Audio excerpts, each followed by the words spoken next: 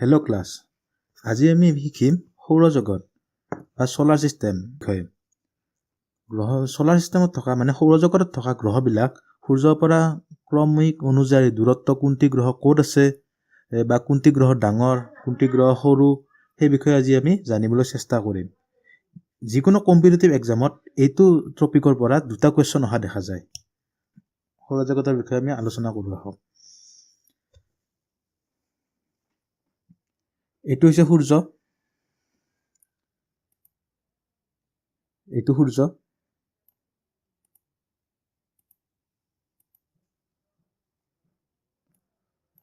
সূৰ্যৰ পৰা দূৰত্ব অনুসৰি 1 নম্বৰত আছে কি মাৰ্কিউৰী বুধ, 2 নম্বৰত আছে শুক্ৰ, 3 নম্বৰত আছে পৃথিৱী, 4 নম্বৰত আছে মংগল, 5 নম্বৰত আছে বৃহস্পতি, 6 নম্বৰত আছে শনি, 7 নম্বৰত আছে ইউৰেনাছ আৰু 8 নম্বৰত আছে নেপচুন।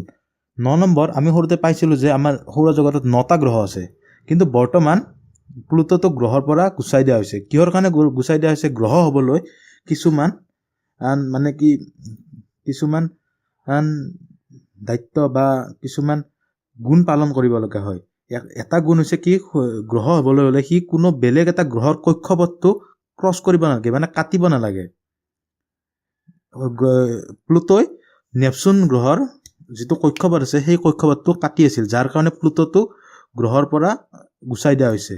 আৰু 2 নম্বৰ কথা হৈছে প্লুটোটো গ্ৰহ হ'বলৈ যিমান ডাঙৰ হ'ব লাগে তাতকৈ সৰু আছিল, যাৰ কাৰণে প্লুটোটোক এতিয়া বৰ্তমান গুচাই দিয়া হৈছে। আমি এতিয়া ক'বলৈ গ'লে আমি এটা গ্ৰহ 8টা বুলি ক'ম।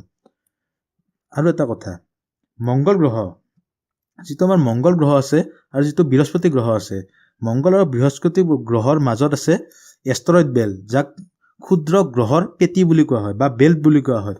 এইটো হৈছে যেতিয়া বিগ বেং থিয়ৰী হৈছিল তেতিয়া গ্ৰহবিলাক ভাগ হৈ গৈছিল আৰু গ্ৰহবিলাকৰ সৰু সৰু কিছুমান টুকুৰা বা গ্ৰহতকৈ সৰু কিছুমান টুকুৰা এনেকৈ চাৰিওফালে সূৰ্যৰ চাৰিওফালে ঘূৰি থাকে।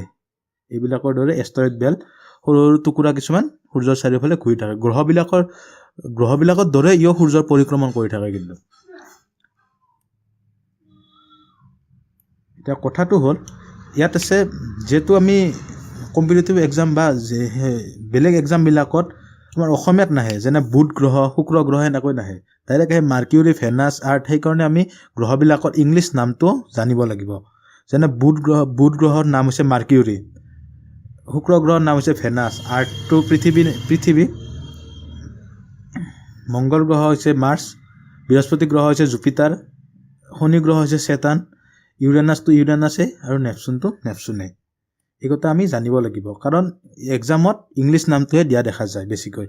এতিয়া সূৰ্যৰ পৰা দূৰত্ব ক্ৰম অনুসৰি আমি 1 নম্বৰত আছে কি, 1 নম্বৰত থাকিব আমাৰ বুধ গ্ৰহ, যিটোক আমি মাৰ্কিউৰী বুলি কওঁ। 2 নম্বৰত থাকিব কি শুক্ৰ গ্ৰহ, আৰু 3 নম্বৰত থাকিব আমাৰ আৰ্থ পৃথিৱী, 4 নম্বৰত থাকিব কি মংগল গ্ৰহ, 5 নম্বৰত থাকিব কি বৃহস্পতি গ্ৰহ, আৰু 6 নম্বৰত থাকিব কি শনি গ্ৰহ, 7 নম্বৰত ইউৰেনাছ আৰু 8 নম্বৰত থাকিব কি নেপচুন। ঠিক আছে।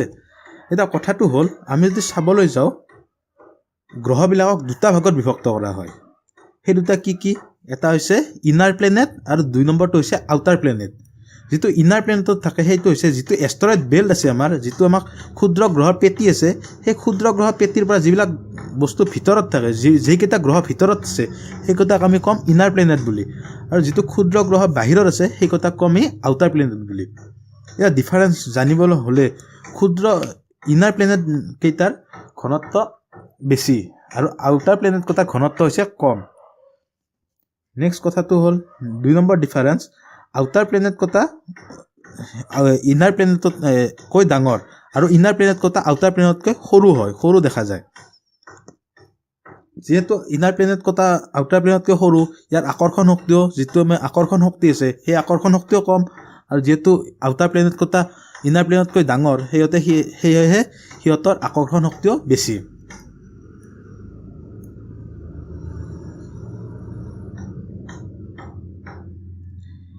এতিয়া আমি জানো আহক, এই গ্ৰহবিলাক যি আছে গ্ৰহবিলাকৰ কিছুমান ধৰ্ম আমি জানো আহক। 1 নম্বৰ হৈছে বুধ গ্ৰহৰ ধৰ্ম হৈছে ই সকলোতকৈ কম সময়ত সূৰ্যৰ চাৰিওফালে ঘূৰে। 2 নম্বৰ হৈছে ই কি হয় সৰু গ্ৰহ সকলোতকৈ ক্ষুদ্ৰতম। ইয়াক কোৱা হয় সকলোতকৈ ক্ষুদ্ৰতম, নিকটতম আৰু তীব্ৰতম। মানে কি ক্ষুদ্ৰতম মানে সকলোতকৈ সৰু, 2 নম্বৰত নিকটতম হৈছে সূৰ্যৰ একেবাৰে ওচৰত আছে, ক্ষুদ্ৰতম মানে হৈছে তীব্ৰতম মানে হৈছে কি স্পীডত ই সূৰ্যৰ চাৰিওফালে ঘূৰে।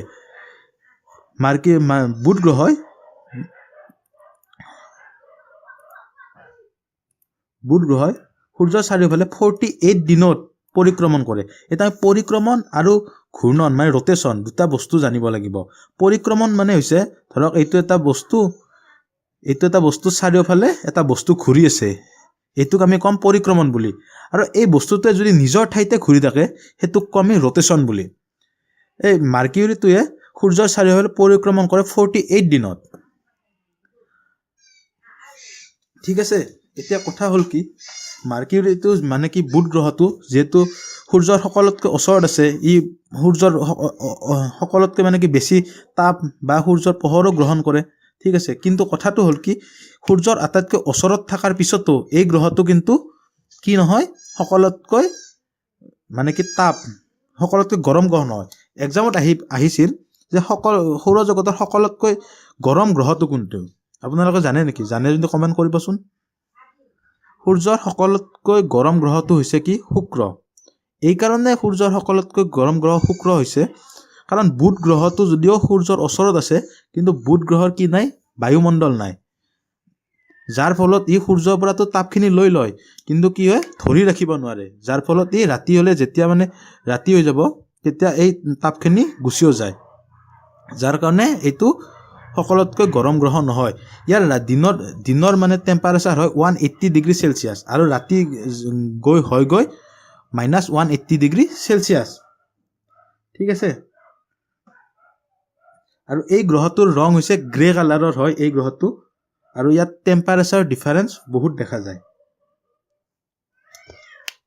নেক্সট হৈছে শুক্ৰ গ্ৰহ। শুক্ৰ গ্ৰহটো এইমাত্ৰ ক'লোৱে যে শুক্ৰ গ্ৰহটো হৈছে সকলোতকৈ গৰম গ্ৰহ আৰু এই গ্ৰহটোত বায়ুমণ্ডল আছে যদিও ইয়াত মানুহ থাকিব বা জীৱ জন্তু থাকিব নোৱাৰে। কি কাৰণে জীৱ জন্তু থাকিব নোৱাৰে? এই গ্ৰহটো হৈছে কাৰ্বন ডাই অক্সাইডৰ বায়ুমণ্ডল আছে। যিকোনো বায়ুমণ্ডল বুলি ক'লে এইটোকে নুবুজায় যে অক্সিজেন থাকিবই লাগিব, বেলেগ গেছো থাকিব পাৰে, যাৰ ফলত এই গ্ৰহটোত সূৰ্যৰ তাপ আহে কিন্তু এই তাপবিলাক ঘূৰাই নিদিয়ে, বায়ুমণ্ডলে ধৰি ৰাখে, যাৰ কাৰণে এইটো হৈছে সকলোতকৈ গৰম গ্ৰহ। ঠিক আছে, এতিয়া ক'বলৈ গ'লে যিহেতু এই গ্ৰহটো সকলোতকৈ গৰম সেয়েহে এই গ্ৰহটো সকলোতকৈ উজ্জ্বল গ্ৰহও হয়। এতিয়া কুৱেশ্যন আহিব পাৰে যে সৌৰজগতৰ পৰী বা সুন্দৰ গ্ৰহ, সৌৰজগতৰ সুন্দৰ গ্ৰহ বা সৌৰজগতৰ ৰাণী বা পৃথিৱীৰ লগত জড়িত যিকোনো পৃথিৱীৰ লগত সমান আকাৰৰো হয়, যাৰ কাৰণে পৃথিৱীৰ লগত জড়িত যিকোনো কথা যদি কয় যে সুন্দৰ গ্ৰহটো সৌৰজগতৰ ৰাণী, সৌৰজগতৰ পৰী বা সুন্দৰ গ্ৰহ কি, এই সকলোবিলাক যদি কুৱেশ্যন আহে তেতিয়াহ'লে আমি এনচাৰ দিম শুক্ৰ গ্ৰহ। এটা কথাটো হ'ল যদি এটা কুৱেশ্যন আহে যে ৰাতিৰ ৰাণী বুলিলে কাক বুজায়, মানে কাক কোৱা হয়, ৰাতিৰ ৰাণী বুলি কাক কোৱা হয়, তেতিয়া আমি কি বুজিম? তেতিয়া আমি সকলোৱে মাৰি দিম যে শুক্ৰ গ্ৰহ, কিন্তু এইটো আমাৰ এনচাৰ হৈ যাব ভুল। কাৰণ ৰাতিৰ ৰাণী বুলি ক'লে আমাৰ যিটো উপগ্ৰহ আছে চন্দ্ৰমা, আমি চন্দ্ৰমাকে বুজো ৰাতিৰ ৰাণী বুলি। বাকী যিকোনো প্ৰশ্ন আহিলে এনচাৰ হৈ যাব শুক্ৰ গ্ৰহ। ঠিক আছে, এতিয়া আমি বাস কৰা 3 নম্বৰ গ্ৰহটো পৃথিৱীলৈ আহিম। পৃথিৱীত আমি যিহেতু নিজে বাস কৰোঁ, আমি পৃথিৱীৰ কথা বহুত জানোৱে। পৃথিৱীৰ এটা উপগ্ৰহ আছে চন্দ্ৰ, পৃথিৱীত দিন ৰাতি হয়, পৃথিৱী একদিন ঘূৰিবলৈ হ'লে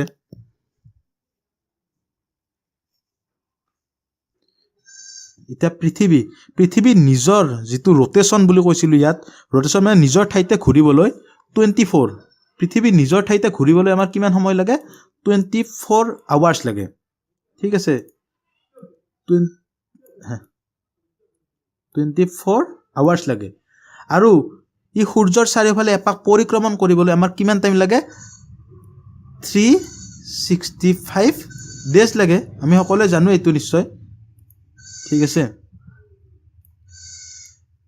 এতিয়া সূৰ্যৰ এটা কুৱেশ্যন আহিল সকলোতকৈ ঘনত্ব থকা বা সকলোতকৈ বেছি ঘনত্ব গ্ৰহ কোনটি? সেইটো হৈছে কি পৃথিৱী সেইকাৰণে মানে কি মাটি আছে, যাৰ কাৰণে আমি গ্ৰহটো সকলোতকৈ ঘনত্ব বেছি। এতিয়া আহিব পৃথিৱীৰ কালাৰ কেনেকুৱা? পৃথিৱীৰ কালাৰ হৈছে নীলা। এইকাৰণে নীলা পৃথিৱীত পানী বেছি পোৱা যায়, যাৰ কাৰণে পৃথিৱীৰ কালাৰ নীলা দেখা পোৱা যায়। এতিয়া তাৰে পিছত আহিছে মাৰ্চ। মাৰ্চ মানে হৈছে মংগল। মংগল গ্ৰহটো ৰঙা ৰঙৰ হয় বা ইয়াক লাল গ্ৰহ বুলিও কোৱা হয়। কি কাৰণে এই ৰঙা ৰঙৰ হয়? এই ৰঙা ৰং হোৱাৰ কাৰণ হৈছে আইৰণ অক্সাইড। মংগল গ্ৰহত আইৰণ অক্সাইড পোৱা যায়, যাৰ কাৰণে এই গ্ৰহটোৰ ৰং হয় ৰেড। এতিয়া মংগল গ্ৰহৰ দুটা উপগ্ৰহ আছে, এটা হৈছে ডিমছ আৰু 2 নম্বৰটো হৈছে ফবছ। এতিয়া মংগল গ্ৰহৰ সৌৰজগতৰ সকলোতকৈ সৰু উপগ্ৰহটোৰ নাম সুধিব পাৰে। যদি সকলোতকৈ সৰু উপগ্ৰহটোৰ নাম, তেতিয়া হৈছে ডিমছ। ডিমছ কাৰ উপগ্ৰহ? ডিমছ হৈছে মংগল গ্ৰহৰ উপগ্ৰহ। ঠিক আছে। এতিয়া মংগল গ্ৰহটোৰ পিছত আহিল এষ্ট্ৰইড বেল্ট। যিবিলাক এষ্ট্ৰইড বেল্ট আছে, ক্ষুদ্ৰ গ্ৰহ আছে, সেইবিলাক ঘূৰি থাকে। এতিয়া আমি অলপ এষ্ট্ৰইড বেল্টৰ বিষয়ে জানো আহক। যেতিয়া এষ্ট্ৰইড বেল্টটো সূৰ্যৰ চাৰিওফালে ঘূৰি আছে, এই এষ্ট্ৰইড বেল্টটো সকলোতকৈ পাৱাৰ বেছি আকৰ্ষণ শক্তি আছে বৃহস্পতিৰ। কাৰণ এইকাৰণে আকৰ্ষণ শক্তি আছে, বৃহস্পতিটো হৈছে সকলোতকৈ ডাঙৰ গ্ৰহ, সেইকাৰণে ইয়াৰ আকৰ্ষণ শক্তিও বেছি। বৃহস্পতি আকৰ্ষণ কৰিছে, কিন্তু ইফালৰ পৰা মংগল গ্ৰহ, পৃথিৱী, শুক্ৰ বা এইটো কি আছিল বুধ গ্ৰহেও আকৰ্ষণ কৰি আছে। কিন্তু আকৰ্ষণ কৰি থাকিলে ইয়াৰ আকৰ্ষণ শক্তি বেছি, কিন্তু সৰু সৰু কিছুমান টুকুৰা আকৰ্ষণ কৰি গুচি যায়। যিহেতু মংগল গ্ৰহে ধৰক আকৰ্ষণ কৰি দিলে, এটা টুকুৰা মংগল গ্ৰহে আকৰ্ষণ কৰিলে, ই মংগল গ্ৰহটো এতিয়া নাথাকে, গুচি যাব, আৰু ই আহি পাতে আকৰ্ষণ কৰোঁতে টাইম ল'ব। আৰু ইয়াৰ পিছে পিছে আহি কি আছে? সূৰ্য আহি আছে। আৰু এই ঠাইত কি হ'ব? সূৰ্য নহয়, পৃথিৱী আহিছে। আৰু এই ঠাই আহি কোনে পাব? পৃথিৱী পাব। আৰু এই বস্তুবিলাক আহি পৃথিৱীত পৰিব।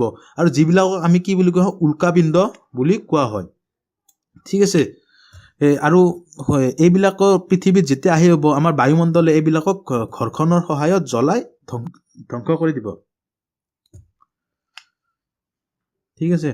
আৰু কিন্তু চন্দ্ৰত যিহেতু বায়ুমণ্ডল নাই, চন্দ্ৰটি বহুত স্পীডত পৰিব, আৰু যাৰ কাৰণে চন্দ্ৰটো হৈছে খলা বোমা দেখা পোৱা যায়। এতিয়া আমাৰ সৌৰজগতৰ 5 নম্বৰ গ্ৰহটো হৈছে জুপিটাৰ, হৈছে বৃহস্পতি গ্ৰহ। বৃহস্পতি গ্ৰহটোৰ সকলোতকৈ বেছি উপগ্ৰহ আছে, যাৰ বৃহস্পতি গ্ৰহৰ সকলোতকৈ বেছি উপগ্ৰহ। ভেকুৱাম বুলি কাক কোৱা হয়? ভেকুৱাম বুলি ক'বলৈ গ'লে বৃহস্পতি গ্ৰহক কোৱা হয়। ঠিক আছে। কাৰণ ইয়াৰ আকৰ্ষণ শক্তিটো বহুত বেছি, যাৰ কাৰণে ভেকুৱাম বুলি কোৱা হয়। আমাক সুধিব পাৰে যে সকলোতকৈ মান্যতা থকা উপগ্ৰহ কোনটো গ্ৰহৰ সকলোতকৈ বেছি উপগ্ৰহৰ মান্যতা আছে। সেইটো যদি আমি বৃহস্পতি দিওঁ, তেতিয়াহ'লে আমাৰ হৈ যাব ভুল। সকলোতকৈ বেছি মান্যতা থকা উপগ্ৰহ হৈছে শনি গ্ৰহ। শনি গ্ৰহৰ সকলোতকৈ বেছি কি আছে? মান্যতা আছে। ঠিক আছে। এতিয়া আমি আহিম আৰু এটা কথা, সকলোতকৈ ডাঙৰ উপগ্ৰহ কোনটি গ্ৰহৰ সকলোতকৈ ডাঙৰ উপগ্ৰহ আছে? সেইটো হৈছে কি? বৃহস্পতি গ্ৰহৰে সকলোতকৈ ডাঙৰ উপগ্ৰহ আছে, যিটোক কোৱা হয় গেনিমেড বুলি। সকলোতকৈ ডাঙৰ উপগ্ৰহ হৈছে গেনিমেড, যিটো আছে বৃহস্পতি গ্ৰহৰ তাত। ঠিক আছে। এতিয়া আমি আহিছোঁ শনি গ্ৰহ। শনি গ্ৰহৰ এটা উপগ্ৰহ হৈছে পপুলাৰ উপগ্ৰহ, যিটোৰ নাম হৈছে টাইটান। ঠিক আছে। শনি গ্ৰহৰ চাৰিওফালে কি দেখা পোৱা যায়? এটা চাৰ্কুল দেখা পোৱা যায়। সেই চাৰ্কুলটোত ৰিঙৰ দেখা পোৱা যায়। ইয়াত ৰিঙৰ পৰিমাণ হৈছে 7টা। আৰু আমি দেখা পাম যে নেপচুনৰো আছে এটা ৰিং, কিন্তু নেপচুনৰ ৰিঙৰ পৰিমাণ হৈছে 5টা। শনি গ্ৰহৰ ৰিঙৰ পৰিমাণ 7টা, আৰু নেপচুনৰ গ্ৰহৰ ৰিঙৰ পৰিমাণ 5টা দেখা পোৱা যায়। এতিয়া 7 নম্বৰ গ্ৰহটো হৈছে কি? ইউৰেনাছ। 7 নম্বৰ গ্ৰহটো হৈছে কি? ইউৰেনাছ। ঠিক আছে। ইউৰেনাছৰ ৰং নীলাই হয়, কিন্তু ইয়াত মিথেন গেছ পোৱা যায় কাৰণে ইয়াৰ ৰং অলপমান সেউজীয়া বা সেই হিচাপে দেখা পোৱা সেউজীয়া হিচাপত দেখা পোৱা যায়। আৰু এটা কথা, সৌৰজগতৰ শুই থকা গ্ৰহ বুলিলে কাক বুজায়? সেইটো হৈছে ইউৰেনাছ গ্ৰহ। ইউৰেনাছ গ্ৰহ সৌৰজগতৰ শুই থকা গ্ৰহ বুলি কোৱা হয়। লাষ্টৰ গ্ৰহটো হৈছে নেপচুন। নেপচুনৰ এইমাত্ৰ ক'লোৱে যে নেপচুনৰো কি আছে? ছাইডত ৰিং আছে। আৰু কেইটা ৰিং আছে? 5টা ৰিং থকা দেখা যায়। সূৰ্যৰ পৰা সকলোতকৈ দূৰত থকা, বৰ্তমান সময়ত সূৰ্যৰ পৰা সকলোতকৈ দূৰত থকা গ্ৰহটো হৈছে কি? নেপচুন। আৰু সকলোতকৈ ঠাণ্ডা গ্ৰহ বুলি ক'লে আমি নেপচুনকে বুজিম। ঠিক আছে। আৰু সূৰ্যৰ চাৰিওফালে সকলোতকৈ দেৰিকৈ পৰিক্ৰমণ কৰা গ্ৰহটো হৈছে কি? নেপচুনে হ'ব। ঠিক আছে।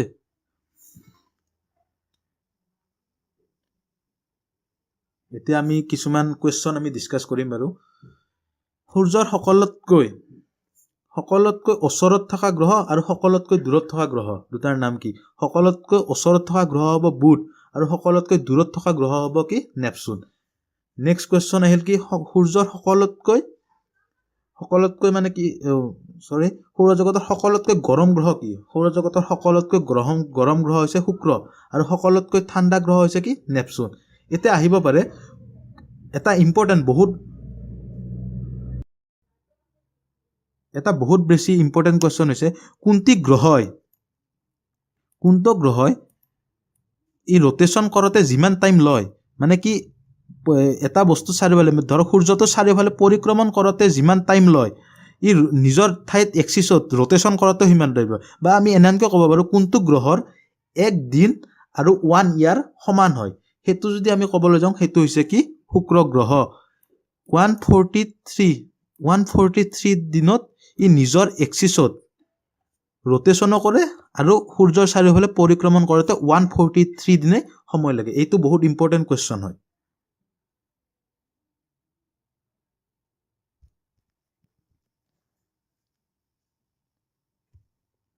নেক্সট আহিল আমাৰ আৰু এটা কথা কোনটো গ্ৰহৰ ঘনত্ব সকলোতকৈ কম সেইটো হৈছে কি শনি গ্ৰহৰ ঘনত্ব সকলোতকৈ কম আমি যদি শনি গ্ৰহক পানীত মানে ডুবাইও থওঁ বা পেলাইও দিওঁ তথাপিতো শনি গ্ৰহটো পানীত ডুব নাযাব কাৰণ ইয়াৰ ঘনত্ব কম ই পানীত ভাহি থাকিব বা উপঙি থাকিব ঠিক আছে